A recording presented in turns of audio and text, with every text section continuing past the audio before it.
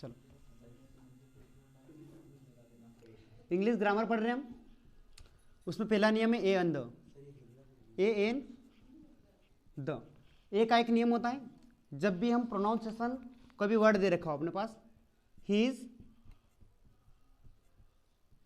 Honest man, या फिर एक सेंटेंस अपने पास हो, ही इज जेंटलमैन, तो हम दोनों सेंटेंस में देखते हैं ऑनेस्ट में क्या आ रहा है, ऑनेस्ट अगर उच्चारण कर रहे हैं, प्रोनाउंसिएशन कर रहे हैं, तो ओ वर्ड क्या आ रहा है, अपना स्वर है, इसलिए यहां पे क्या आएगा अन। और जेंटल पढ़ रहे हैं, जेंटलमैन, तो जेंटल में जो ज वर्ड है वो हिंदी में क्या आता है, व्यंजन आता है, इसलिए यहां पे आएगा ए। अब किसी प्रसिद्ध व्यक्ति, वस्तु, स्थान का नाम हो, प्रसिद्ध का नाम हो, जैसे हम खालिस्तान देख लें, Khalistan, sun rises in the east, तो आपको एग्जाम में देखने को मिल सकता है यहाँ पे सन क्या एक ही और प्रसिद्ध है, तो यहाँ क्या आएगा द, क्या आएगा, हम क्या यहाँ पुट करेंगे द, या फिर यहाँ ब्रैकेट दे रखा हो तो ईस्ट भी दिशा है, दिशा एक ही प्रसिद्ध होती है, तो यहाँ पे क्या आएगा द। ए अंदर का रूल, एक नियम और बताया था मैंने अभी कि कोई भी ऐसी दे रखा हो, ही इज एसडीएम, एसडीएम, किसी भी व्यक्ति के पद का नाम यहाँ दे रखा होगा, एसडीएम, पीएम, सीएम या एमपी, मतलब minister of parliament, CM chief minister हो या प्राइम मिनिस्टर हो, अगर शॉर्टकट में उसका पद का नाम रहेगा तो यहाँ पे क्या आएगा एन आएगा। ये तीनों चीजें, इतनी चीजें ध्यान रखनी है। बाकी अपने को है कि अगर पढ़ने में या प्रोनाउंसिएशन व्यंजन आता है तो ए आएगा, स्वर आता है, वोवेल्स आता है तो अन आएगा, बाकी प्रसिद्ध के लिए क्या आएगा द आएगा। ये हो गया ए एन द। अगला नियम है,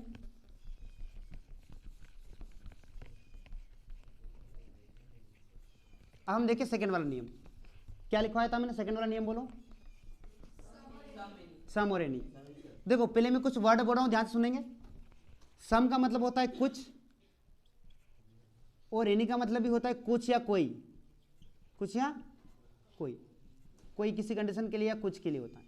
अब मैं कुछ सेंटेंस लिखता हूं, तो सम का मतलब कुछ, कुछ चीज हम मांगते हैं कि please give me some water, तो इसका ध्यान रखना पहले तो रूल, सम तो आता है एक तो सिंपल सेंटेंस,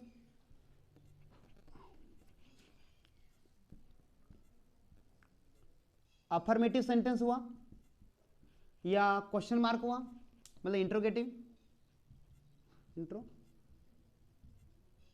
सिंपल हिंदी में भी लिख दें, सकारात्मक या प्रश्नवाचक। अगर दो प्रकार के वाक्य दिखे, प्रश्न के रूप में दिखे या सकारात्मक दिखे, तब हम काय का यूज करेंगे, सम का। सेकंड में एक एग्जांपल देता हूं, प्लीज गिव मी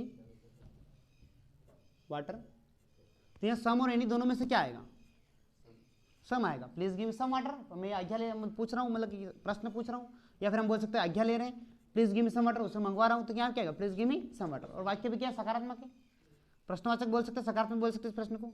अगर हम देखें सम,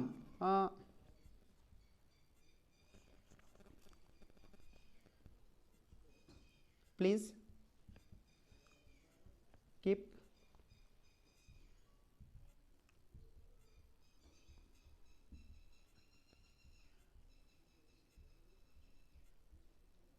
क्या लिखा हमने, please keep distance in classroom, classroom में कुछ दूरी रखिए, तो ये सिंपल वाक्य है कि please keep some distance in classroom, classroom में कोरोना चल रहा है इसलिए क्या थोड़ी दूर लिखिए। अगर हम कोरोना का तुम्हारा निबंध आता है या लेक्चर आता है, रिपोर्ट राइटिंग आती है 3 से 4 नंबर में, रिपोर्ट लिखना कोरोना पे, तो उसमें कुछ मन से लाइनिंग लिख सकते हैं कि please keep some distance in classroom and wash the hand, ऐसे इंग्लिश में अगर अपने इंग्लिश आते तो हम लिख सकते हैं कोई भी कहानी। तो सम का यूज हो गया। अब एनी के यूज के लिए नियम क्या होता है, एनी के यूज के लिए कुछ नियम होता है कि नोट, या तो नोट दिखना चाहिए प्रश्न में, क्योंकि एनी के अंदर बीच में एन आ रहा है, एन आ रहा मतलब कि नोट, या तो नकारात्मक वाक्य होना चाहिए, या तो नोट दिखना चाहिए, या फिर वाक्य नकारात्मक होना चाहिए। हम डायरेक्टली देख ले प्रोनाउंसिएशन,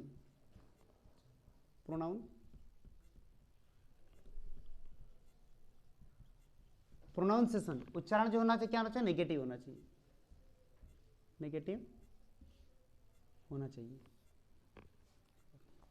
प्रोनाउंसिएशन नेगेटिव होना चाहिए। हम देखें, आई हैव एनी मनी,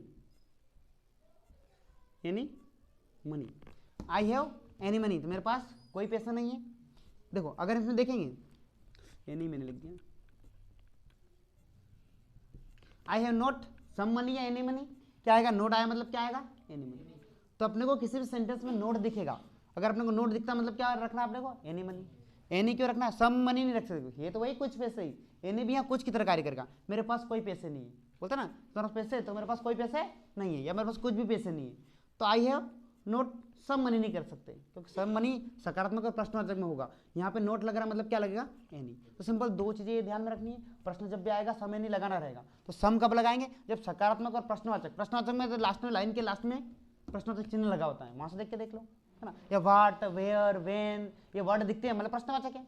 या सामने स्टार्टिंग के पॉइंट में did, do, does, has, have, इनसे स्टार्ट हो प्रश्न तो क्या होता है, प्रश्नवाचक।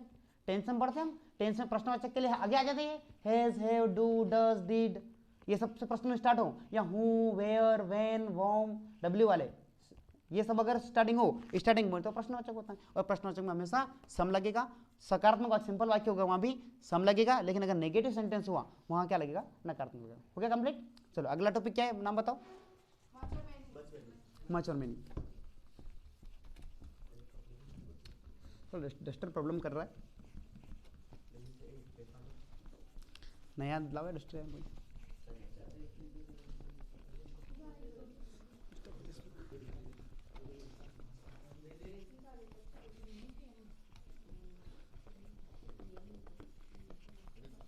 चलो अगला टॉपिक क्या है, जल्दी बोलो, मच और मेनी, है ना।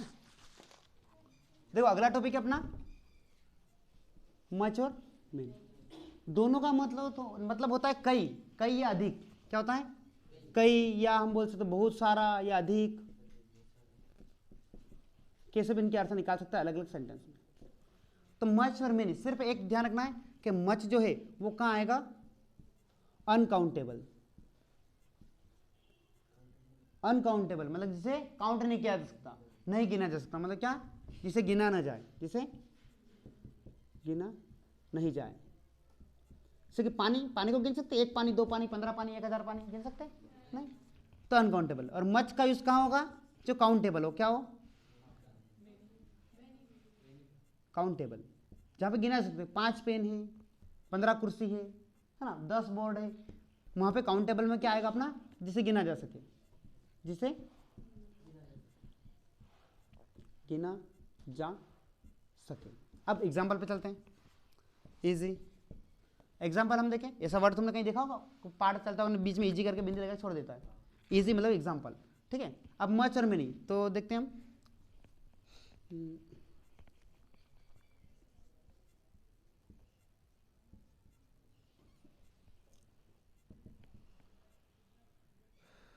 या फिर एक सेंटेंस को चेंज कर लेते हैं।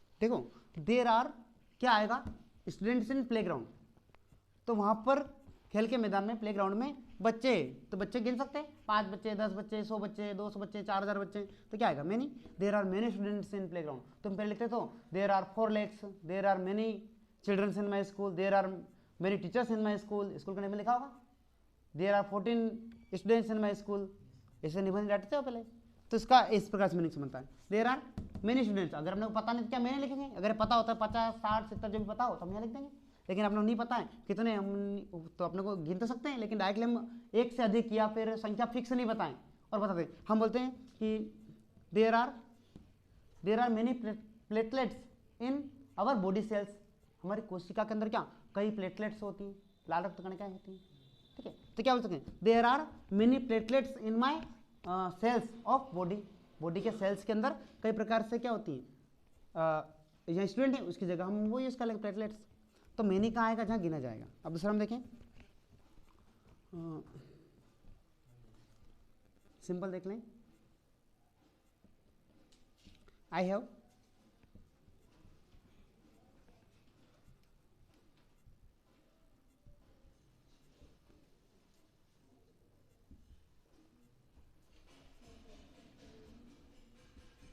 बोलते हैं तेरे टैंक में पानी है, I have much water in my tank.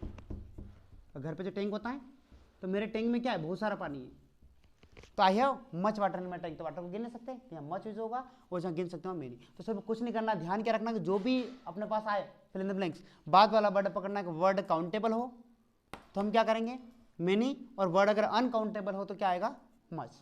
Clear हुआ? चलो अगला टॉपिक देखेंगे, क्या है अगला टॉपिक बताओ। अमंग और बिटवीन।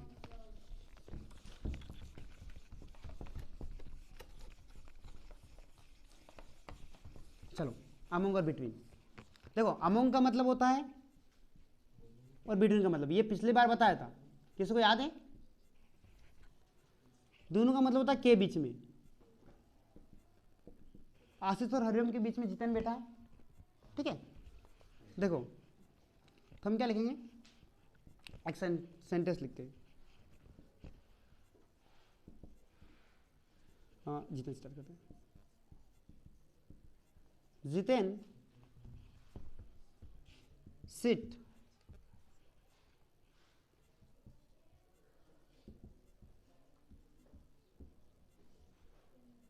क्या मैंने लिखता है तो आशीष की, चलो मैंने जो लिख दिया पढ़ लेना। जितेन सिट, इसमें बिटवीन हरिओम एंड आशीष आएगा कि अमंग हरिओम एंड आशीष आएगा? तो हमेशा ध्यान रखना जब दो स्पेशल नाम लिखो, कुछ नहीं देखना है, सेंटेंस हर बार आता है, सिर्फ पीछे स्पेशल दो नाम लिख रखे हो तो बी एबीसीडी में दूसरे नंबर पे आता है, एबीसीडी में दूसरे नंबर पे आता है। पहले 10वीं में बढ़ाई थी ट्रिक मैंने कि देखो ए सबसे पहले आता है, बी बाद में आता है, तो बी कितने दूसरे नंबर पे आता है। तो जब भी दो जनों की बात फिक्स नहीं, दो जने लिख रखे हो तो यहाँ पे क्या लगाना, बिटवीन। दो की बात है दूसरे नंबर पे आता है, इसलिए मतलब कौन आएगा, बिटवीन आएगा। तो Jiten sit between Hariom and Ashish के बीच में बैठा है। लेकिन अगर मैं बोल दूं कि पिछली बार भी यही बताया था, तो मेरे को पिछली बार का याद आ गया, स्वीट स्वीट डिस्ट्रीब्यूट, बच्चों के बीच में मिठाइयाँ बांट दो, तो किसके बीच में, बच्चों के बीच में। तो दो फिक्स नहीं है बच्चे, बच्चे तो कितने बोल सकते हैं, तो क्या आएगा अमोंग। तो आगे समझ में, जब भी दो फिक्स नाम दे रखे हो तो बिटवीन लगाना है, और जब कुछ भी चिल्ड्रंस पीपल मतलब कुछ भी बहुत सारा दे रखे हो तो हम क्या रखेंगे, अमोंग। क्लियर हुआ? सिर्फ दो चीजें ध्यान रखनी है कि दो वर्ड अगर फिक्स दे रखे हो, दो के नाम के बीच में चीजें हैं तो बिटवीन आएगा, और बहुत सारे की होगी तो अमोंग आएगा। क्लियर हुआ? अगला टॉपिक क्या है, अगला topic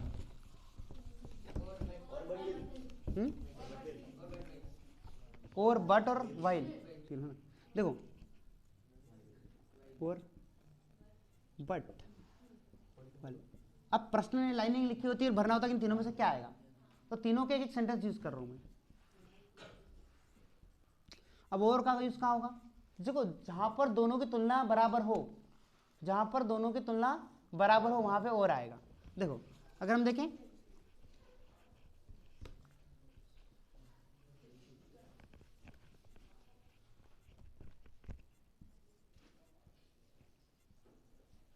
you write, you read,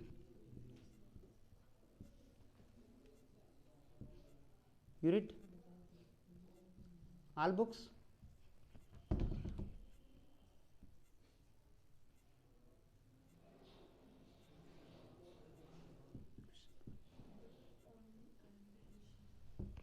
बोलते ना कि यू रीड ऑल बुक्स, और ये ओनली आईएमपी क्वेश्चन पेपर। तो मेरे साथ दोनों बराबर है, मतलब यहाँ पे क्या दे रखा है कि या तो तुम पूरी बुक्स पढ़ लो या फिर आईएमपी क्वेश्चन पेपर पढ़ लो। तो या वर्ड जहाँ यूज होता है, या अथवा अन्यथा, इसका किस लिए यूज होता है, या अथवा अन्यथा। वो बोलते हैं ना तुम्हें ऑल बुक्स पढ़नी पड़ेगी अन्यथा नंबर नहीं आएंगे, तो ऐसा वर्ड। तो यू रीड ऑल बुक्स और ओनली आईएमपी क्वेश्चन पेपर, या तो ये कर लो या वो कर लो बराबर लेवल का। अब बट कहाँ आता है, देखो आई रीच्ड स्टेशन, मैं स्टेशन पहुंचा, but the train has gone, the train had gone, जा चुकी थी।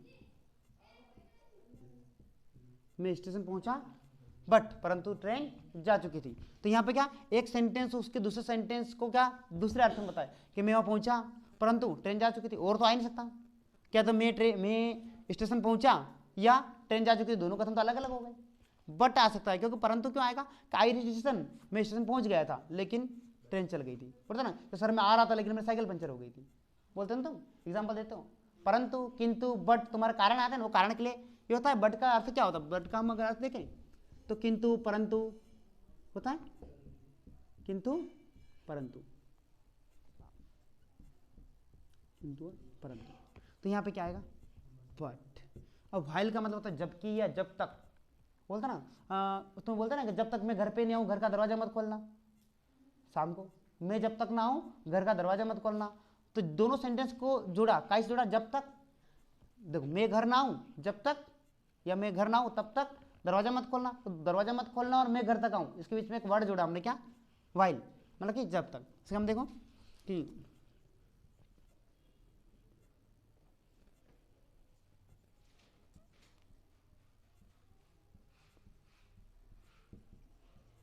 you cannot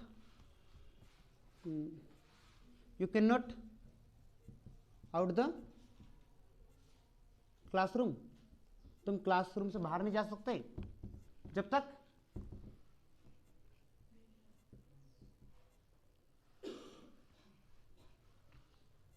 my class is not complete, मेरी क्लास पूरी नहीं हो जाती वहां तक तुम बाहर नहीं जा सकते, ठीक है?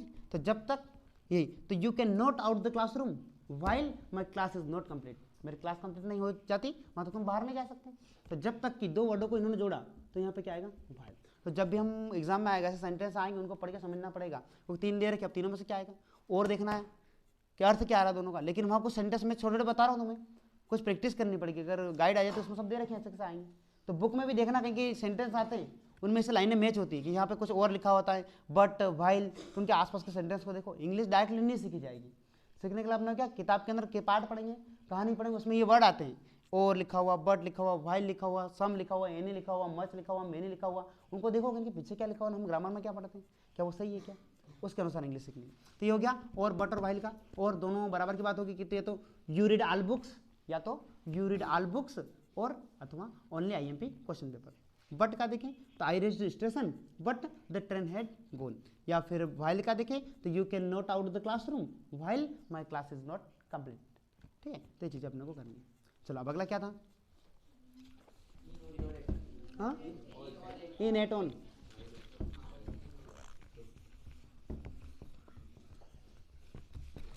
इन एट ऑन, देखो इन का मतलब होता है अंदर, है ना? हाँ,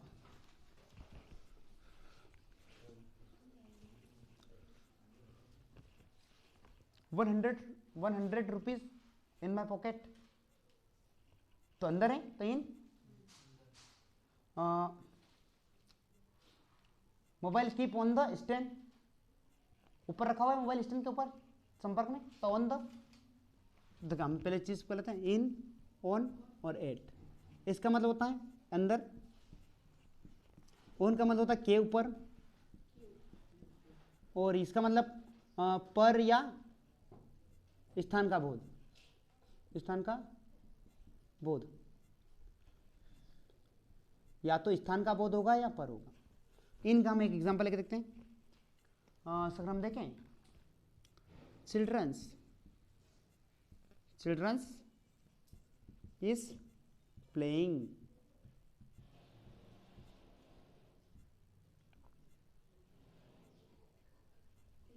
गार्डन, बच्चे गार्डन में खेल रहे हैं, तो मैं खेल रहे हैं तो क्या आएगा? इन। क्या ओन गार्डन आएगा? क्या ओन गार्डन नहीं आ सकता, ठीक है? क्योंकि अंदर वहाँ तो ये तो उसके ऊपर ही, गार्डन के ऊपर ही, लेकिन वो अंदर है, उसके गार्डन का एक स्थिर जगह उसके अंदर है, तो गार्डन, तो क्या आएगा? इन द गार्डन आएगा, ठीक। अब ऑन देखें हम तो क्या आएगा? हम सिंपल देखें, द बुक